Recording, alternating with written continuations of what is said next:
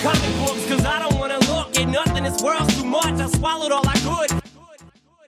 Hello everybody, welcome back to another episode of Trade Talk. I'm your host Niko, and this is episode 30, and this is also the Late Tapes Volume 6. That's right, me playing catch up basically for falling off the radar for the first almost 2 months of the new year. After the first week there, we stopped releasing weekly episodes for whatever reason. I just didn't feel like recording, but that didn't mean I stopped reading. So this is me working through my backlog, along with actually me talking about some books that I may actually have been reading the weeks of these recordings and slipping those in there as well to equal out to, it's looking like about 10 episodes last I checked now, that would bring me back up to date as if I actually was releasing these things weekly.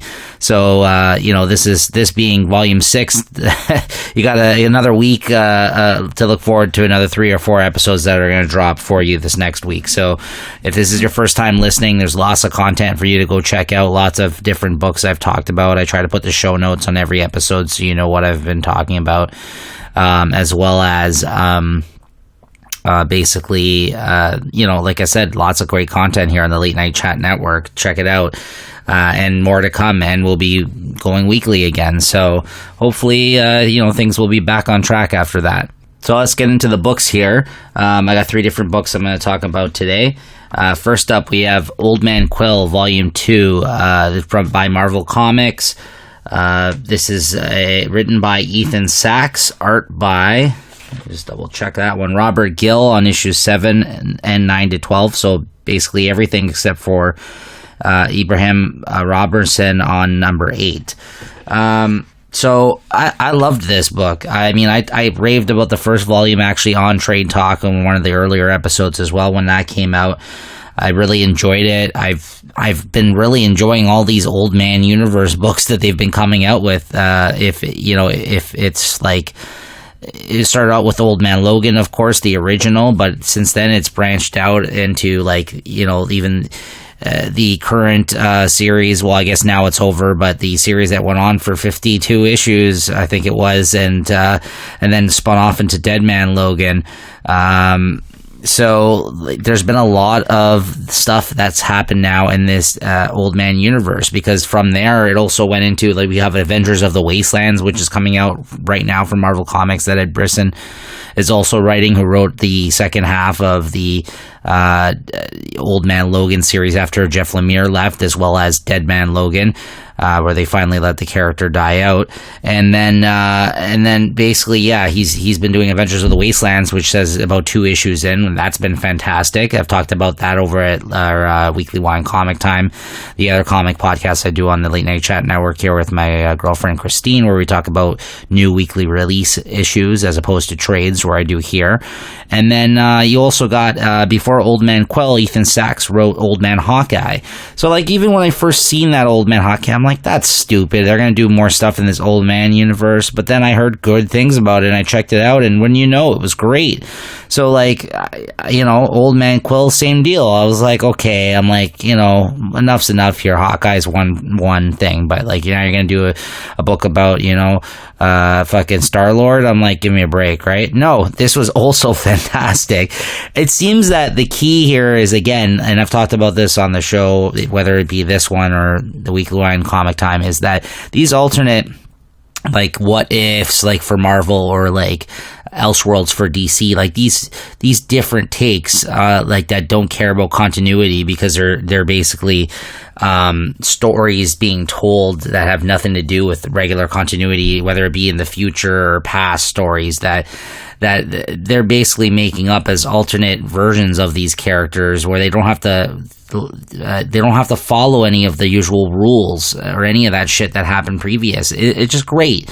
It's great. Anything like this, it's really enjoyable, because you get to break free of all that and come up with this balls to the wall crazy ideas for these futuristic takes that are never actually exist, or never actually come to be in the main continuity, right? So you can pull from a lot of different places. You can come up with a lot of creative, interesting ideas. I love books like this, and a lot of the time it seems like they get a lot of liberties because of it, right? Because this isn't in the main story. This isn't in the main series of Guardians of the Galaxy. This is not canon, right? It doesn't matter. So, like in this, like it basically just closed out the miniseries, the 12-issue miniseries of Old Man Quill. And again, it was a hell of a lot of fun. It basically followed, he found out at the end of the first volume that he was imagining the fact that the Guardians were following him around and that we're still working together with him because, of course, they died out. Something tragic happened to them without getting to everything. And they're basically just in his head. Like, that was the big reveal at the end of the first volume. So I guess spoilers on that. But in this, it plays out where he continues along his way to try to seek out the ultimate nullifier and take down I think it's what the hell is Galactus in this one. Galactus has arrived, and basically the ultimate nullifier was the only thing that he could have used to basically save their planet, their world. And he's being chased down and pursued for this thing once he actually gets a hold of it in this volume, and antics ensue, and he does come to terms with the fact that the Guardians aren't actually there and all that, but he's still using it as almost like a coping mechanism. We see him run into lots of familiar characters that we knew from the past of the Marvel Universe, including like Viv from the Vision. You got Fantastic Four. They're mentioned in this, along with some of the bad guys here, like Galactus is there. Yeah, just like Herbie, I think, is in this. Yeah, Herbie from the Fantastic Four. So it was just a hell of a lot of fun. I flew through this. It's very inventive and creative and very interesting. Kept me on the on the edge of the whole time because you didn't know whether or not it's going to end well for this character or not, right? Or for this world. Because again, they don't need to make it so it was a successful mission by any means, right? They could have just ended it here and been like, well, this is the end of this guy's story. So you're going to have to read it to check out what happened, because I'm not going to spoil it for you. But it was great, and the art was consistent throughout too. I really enjoyed it, and definitely check this out, Old Man Quill. There's two trade paperbacks that collect the whole series. It was only 12 issue series. This one retailed for $17.99. I mean, you can maybe try to see if you can get it on sale or on the cheap somewhere, but for two paperbacks for the whole series, I think it's a really nice, satisfying little read, and I really enjoyed it. All right, next up, we got Dead Eyes. This is Volume 1, art written by Jerry Duggan, art by John McCrea, and this is through Image Comics. And I gotta say, John McCrea, I'm a huge fan of his. I mean, he drew Hitman for Garth Ennis, which was fantastic. He's worked a lot with Garth Ennis and other things as well. And I guess most notably, I know him mostly from Hitman and other things that he's worked on with Garth Ennis. But Dead Eyes I don't think he's ever looked better, honestly. Like, as much as great work that he's done in the past, I think some of the things that I saw him pop up on either weren't right for him, or he just didn't have any self-interest in it.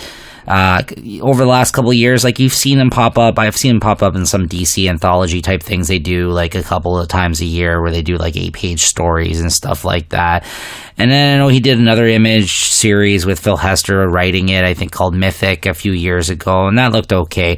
But his style has kind of changed over the years. It's very unique. It's not like any other kind of art style out there. It's not a lot of people's cup of tea, but even compared to his older stuff, right, it was a little bit more polished and not as kind of experimental or like weird, different looking type of art. But in this, like, he's really suited for it. He seems very invested in this project, and it just looked fantastic. I gotta say, this is the best I've seen John McCrea in a long, long time. So this book was originally released through Image Comics as Dead Rabbit. I think maybe 1 or 2 issues came out, and then they had to retitle the book because there was a licensing issue. I think it was like the name of a bar or a club or something somewhere. And basically, they had to go back to the drawing board and change the name to Dead Eyes, and then re-release the issues under the name Dead Eyes. It honestly threw this book off its schedule for almost a year, from what I can recall, because it's been a long time coming that I've wanted to read this. So now that they've retitled it and the issues have come out, this volume 1 collects the first 4 issues of this series, and it's basically about a guy in Boston who called Dead Eyes, who, you know, he runs heists. Like, he was a guy from back in the day. Like, it starts out with this, like, where are they now thing, like, report on TV, and his, like, wife or girlfriend that he's now with is watching on the television, and she starts, like, yelling at him from the living room, like, oh, you're on the TV again, they're talking about it, this and that, and this is how much money they think you stole in one grand heist at the end of your career now. Like, it keeps going up, it seems, every year.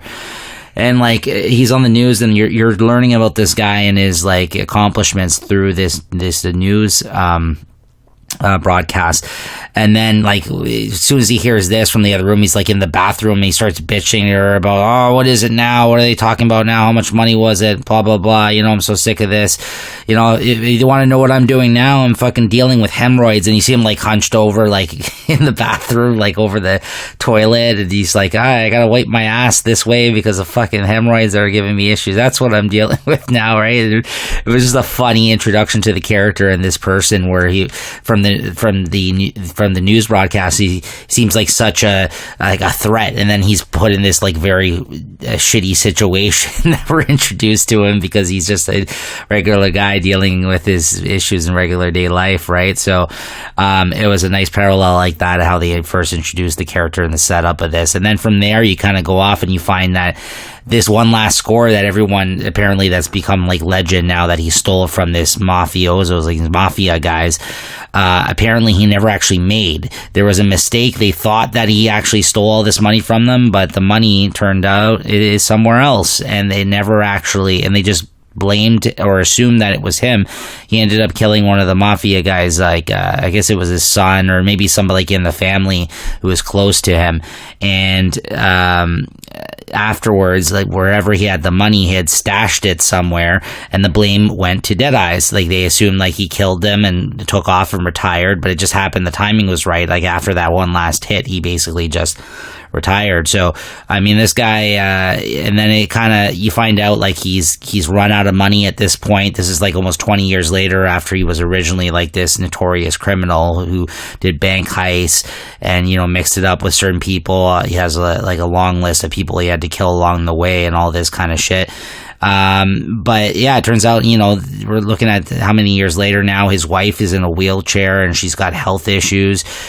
He's having a hard time supporting her. And then you find out that he ended up working, like, part-time at, like, basically a Walmart as a greeter, and for part-time cash, and he's lying to his wife and telling him that she's going golfing, and this kind of, you know, to make it seem like he's outside of the house not working and doing something, but at the same time he's basically just doing it. He took on this shitty job just to keep them afloat, right, with some money coming in because he's burned out of all that. And then while he was working at Walmart in this, he comes across a guy that's buying a bunch of items that he can clearly tell is disposing of a dead body. So he finds out his address. He does some intel on him. He goes there to confront him about this, and he finds out, like, there was, like, this, they were keeping all these, like, young girls imprisoned in the house, like, probably for, like, some sort of sex trade ring or something, right? And yeah, from there, you find out that guy was connected to the mafia that he apparently stole all this money from. So they find out that he's kind of active again now that he threw on the mask for the first time after being retired for so many years. And from there, he kind of gets the band back together, gets his getaway driver guy to help him out with a possible bank heist, and he's back in the game. He's trying to get money, but he's got the mafia hot on his tail, and, you know, and from there you see what happens, right? It's just a very interesting crime comic that's out now with fantastic art from John McCrea, again, the best I've ever seen, and Jerry Duggan's a great writer, and it's just very, very interesting and fun. I wish this trade was larger. It was only 4 issues. I flew through this, and I cannot wait till the next volume of this drops. So definitely check out Dead Eyes if you're a fan of crime comics. I highly, highly recommend it. And also, if you ever like John McCrea's art at some point, he looks fantastic in this, so definitely check that out as well. And the last but not least, we got Peter Cannon Thunderbolt. This is through Dynamite Comics, written by Kieran Gillen, art by, let me just I forgot his last name here. It's Caspar Wingard, who I guess previously I've seen him do some miniseries through Image Comics. He has a very unique, different style as well. Hard to describe. I guess it's pretty clean lined, but also very almost like abstract looking. At least whenever I've seen his art, the color work has really added to it in that sense. But the colorist on this is Mary Safro. I don't know if that's his usual colorist, but I don't know. It just adds a certain flair to his art style. The books that I have seen him on previous. I think he did a book with Suspiria, a couple of them previous to this. This is basically Kieran Gillen's take on Ozymandias from The Watchmen. There, I said it. This is what will get you guys interested in this one. I think this only collects the 5-issue series. This is an oversized hardcover that Dynamite has released. They're starting to do more of these oversized hardcovers again. So it was $30 retail. You may think that's a lot for 5 issues, and it definitely is in terms of content, but it's in a beautiful package. There's lots of extras in this about like sketch and concept ideas, like script that Kieran Gillen basically explaining his ideas behind all the intent of this series and everything. And the art looks great in this format. It's a great book. So like this is the only collected edition that's out at this time from Dynamite of Peter Cannon Thunderbolt. So don't let that affect your decision, the price on this one, whether or not you pick it up, because it's well worth your money. I mean, I don't know what else to say other than that. This is essentially his take on that character. This is him outside of Watchmen, not even Ozymandias, but an Ozymandias type character who essentially is that character, but changed the name of him and his powers. I mean, he's still super smart and there's another team of superheroes in this that he ends up having to go and help assist in like whatever they have going on, and he finds out there's another version of himself who's also just as smart from another universe, but maybe not as smart as he is, but he's actually a bad guy. He's got it in his head that he can attack their world in essentially some sort of fashion, like similar to Watchmen with an alien invasion and all that. So like there's definitely a lot of things that you'll pick up in this that are similar or are ripped right out of the pages of Watchmen and used to describe a different character in a whole different setting, who's basically like his Ozymandias archetype, right? So and it doesn't stop there. It actually plays with the medium of comics quite a bit. Like there's one page in this where like he's trying to transport a bunch of these fellow heroes that are helping him fight his alternate dimension self, his evil self in another dimension, and he draws out a bunch of panel borders on the ground, and he figures out a way to transport to this other dimension universe version of him's world by sitting on the ground in the panels, and then by doing so they actually become like panels like in a comic book and get transported to basically to his world. So it's just really strange, and talk about thinking outside the box. Just like getting these ideas, like a lot of meta type shit going on, you know what I mean, that Kieran Gillen is playing with the comics medium itself, and whether or not they actually are acknowledging the fact that they are in a comic book in this. It's just there's a lot of that kind of stuff going on like in this. So not only is it have strong ties to Watchmen, it also has strong ties and things that they talk about in terms of the comic medium in this, with great art, enjoyable, smart, witty dialogue for all the characters involved, nice different variations of essentially what your Watchmen would be in this universe. So it was just a hell of a lot of fun, and coming from Dynamite, a publisher that I think as this past year they've definitely hired some better creators on board and artists to do some of their books, because their output has been a lot better than what I'm used to seeing out of Dynamite. Because no offense, I felt like there's a lot of cheesecakey kind of licensed property type books that come out of there, and they still are as well. But between this and some of their efforts over the last couple of years, Mark Russell has come over. He did that Red Sonja book I talked about on here. Some of their talent level has definitely gotten better. He did the Lone Ranger book, and then he got like things like Warren Ellis. He did a bunch of James Bond comics for them. Apparently, their Bond comic line has continued with good artists and writers as well. So they are putting out some good things these days. Definitely better than I felt in the past. So Peter Cannon Thunderbolt. Definitely check this out. It's in a nice, beautiful looking, oversized hardcover. Retails for $30 out there now. And that will do it for me today on Trade Talk, guys. We'll see you guys next time. Look forward to another episode dropping. By the time you hear this, if you're listening to them around the time that they've come out, I think the following weekend, like I've been doing the last 2 weeks, will be the last of the late tape volumes. So about 3 to 4 more episodes coming out of that. And we'll be back up to date and coming out on a weekly basis for all you guys. And thanks again for listening. And please let me know what you thought of these shows. And I also apologize. So I think there was some weird quality issues with the mic last episode.